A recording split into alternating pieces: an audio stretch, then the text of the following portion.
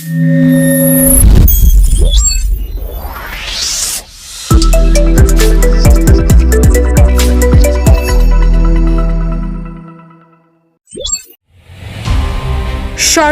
বাংলা কলেজের গেটে ভেজা চোখে দাঁড়িয়ে থাকা এইচএসসি পরীক্ষার্থী সেই কিশোরী যার কান্না, ছোটাছুটি আর মায়ের অসুস্থতার গল্প ছুঁয়ে দিয়েছিল লাখো মানুষের হৃদয়। সোশ্যাল মিডিয়ায় ভাইরাল হওয়া সেই মুহূর্তে অনেকেই চেয়েছিলেন নিয়ম ভেঙে হলেও যেন তার হাতে প্রশ্নপত্র তুলে দেওয়া হয়। শিক্ষা মন্ত্রণালয়ও আশ্বাস দিয়েছিল বিশেষ ব্যবস্থার, কিন্তু তদন্ত শেষে বেরিয়ে এলো ভিন্ন চিত্র, ভয়ঙ্কর প্রতারণার ফাঁদ।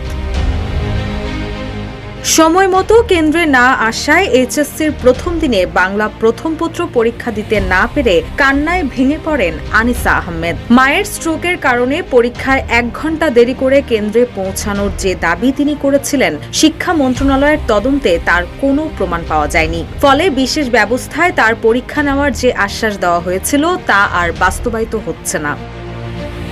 বান্ডেল থাকলে প্রতি সেনমানিতে টাকা বাঁচবে।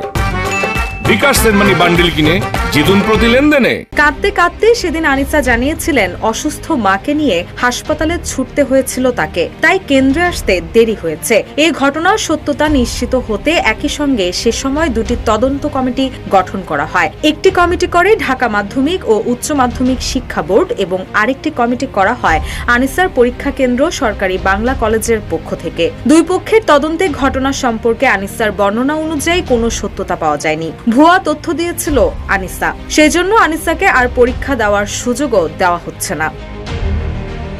নাম প্রকাশ না করার শর্তে শিক্ষা মন্ত্রণালয়ের এক উপসচিব ও ঢাকা বোর্ডের 2 কর্মকর্তা জানান, মায়ের অসুস্থতা নিয়ে আনিসা যেভাবে তথ্যগুলো দিয়েছিল তার কোনো সত্যতা মেলেনি।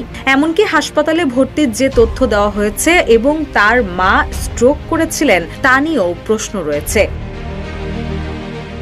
10 আগস্ট ঢাকা মাধ্যমিক ও উচ্চ মাধ্যমিক শিক্ষা বোর্ডের পরীক্ষা নিয়ন্ত্রক এস.এম. কামাল উদ্দিন হায়দার সংবাদ মাধ্যমকে বলেন, আনিসার পরীক্ষা নেওয়ার বিষয়ে কোনো সিদ্ধান্ত এখনো হয়নি। তার দেওয়া তথ্যগুলো যাচাইয়ের কাজ করা হয়েছে, সেগুলো বিবেচনা করা হচ্ছে। বোর্ড কর্তৃপক্ষ সিদ্ধান্ত নেবেন। ঢাকা শিক্ষা বোর্ড ল্যাবরেটরি স্কুল অ্যান্ড কলেজের অধ্যক্ষ মোহাম্মদ আসাদুজ্জামান সংবাদ মাধ্যমকে বলেন, আনিসা আমাদের সঙ্গে আর কোনো যোগাযোগ করেনি। ঢাকা বোর্ড ও বাংলা কলেজ যে তদন্ত কমিটি করেছিল তারা আমাদের কাছে হাসপাতালে ভর্তির স্লিপ সহ কিছু তথ্য উপাত্ত চেয়েছিল। আমরা সেগুলো আনিসার কাছ থেকে নিয়ে কমিটিকে দিয়েছিলাম। এখন শিক্ষার্থী যদি ভুয়া স্লিপ এনে দেয় তাহলে তো আমাদের কিছু করার নেই।